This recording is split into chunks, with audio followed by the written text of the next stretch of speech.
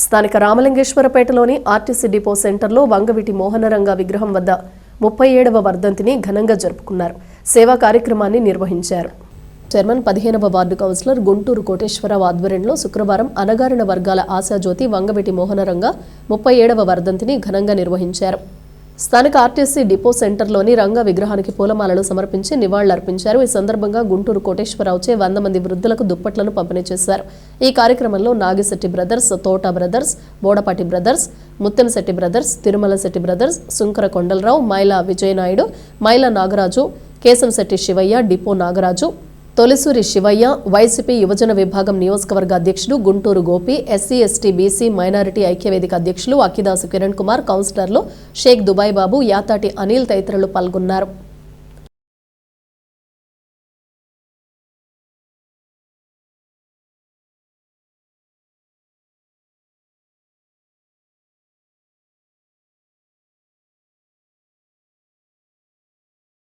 వంగవీటి మోహన్ రంగ 37వ వర్ధంతి సందర్భంగా డిపో రోడ్లో డిపో సెంటర్లో మనం 37వ వర్ధంతి సందర్భంగా 100 మందికి దుప్పట్లు పంపిణీ జరుగుతుంది పేద ప్రజలందరికీ కూడా. దాని సందర్భంగా ఇక్కడికి వచ్చిన దాతలందరూ కూడా మా పిలవంగానే వచ్చిన అందరికి కూడా ధన్యవాదాలు తెలుపుతున్నాం. ఇట్లా ఎంతో మందికి బడుగు బర్గేరు వర్గాలకి జీవాజ్యోతి ఆనాడు నిరాహార దీక్ష చేస్తుంటే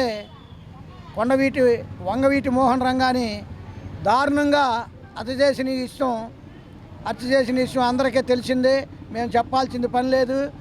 ఎవరు వచ్చి ఈరోజు నాకు ఇది లేదు అని అంటే అది చేసి ఎంతో మెప్పుబండిన మా వంగవీటి మోహన్ రంగ గారు ఆయన ఎన్నో లేని పేద ప్రజలకి సేవలు చేసిన మహనీయుడు. ఆ నీడిని ఆనాడు చనిపోయినా సరే ఈరోజు కూడా మేము చరించుకుంటున్నాం, గుర్తు చేసుకుంటున్నాం. ఒక కులం ఒక మతానికి కాదు, ఆయన ఎంతోమందికి ఎన్నో కులాలకి అందరికి కూడా ఆదేశంగా నిలబడి ఆ రోజు ఎమ్మెల్యే కూడా కాంగ్రెస్ ప్రభుత్వంలో ఎమ్మెల్యే కూడా చేసిన వంగవీటి మోహన్ రంగ గారు ఆయన నిరాహార దీక్ష చేసే టైంలోనే పేద ప్రజలకి పట్టాల పంపిణీ కార్యక్రమానికి మీరు ఎందుకు చేయరు అని టీడీపీ ప్రభుత్వాన్ని నిలదీసినప్పుడు ఈయన్ని చంపుతూ జరిగింది. ఆ రోజు నుంచి ఈ రోజు కూడా ఎక్కడెక్కడో ఎగ్రికాలు పెట్టి ఇట్లా పుట్టినరోజు వర్ధంతి రోజు జరుపుకుంటాం. మేమందరం కూడా ఒక పండగలాగా జరుపుకుంటాం జరుగుతుంది. మీరు వంగవీటి మోహన్ రంగ గారి 37వ వర్ధంతి సందర్భంగా ఈరోజు మన పార్టీ కౌన్సిలర్ 15వ వార్డు కౌన్సిలర్ గుంటూరు కోటేశ్వరరావు గారి ఆధ్వర్యంలో వాళ్ళకి ఘన నివాళి అర్పించడం జరిగింది. అదేవిధంగా పేద ప్రజలకు దుప్పట్లు పంపిణీ జరగడం జరిగింది.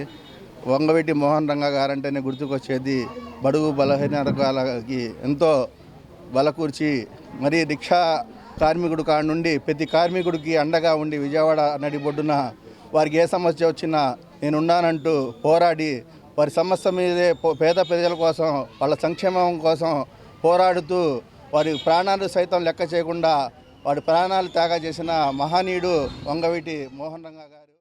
మన మాజీ వైస్ చైర్మన్ అయినటువంటి గుంటూరు కోటేశ్వరరావు గారి ఆధ్వర్యంలో ఈ డిపో సెంటర్ నందు వంగవీటి మోహన్ రంగ గారి వర్ధంతి వేడుకలు ఎంతో ఘనంగా నిర్వహించారు. వంగవీటి మోహన్ రంగ గారు అంటే అందరికీ గుర్తు వచ్చేది బెజవాడ ప్రాంతం. అంటే ఇప్పుడు అందరూ మనం విజయవాడగా పిలుచుకుంటూ ఉంటాం. ఆ బెజవాడ ప్రాంతంలో పేదలు, బలహీన వర్గాలు, కార్మికులు ఎదుర్కొంటున్న సమస్యలన్నింటి మీద కూడా ఎదురొడ్డి పోరాడారు. ఆయన యువతకు కూడా ఎంతో ఆదర్శంగా ఉన్నారు. ఎందుకంటే ఆయన ముక్కుసూటితనము, ధైర్యం కూడా అందరూ కూడా మెచ్చుకొని యువత ఆయన వెంట నడిచారు.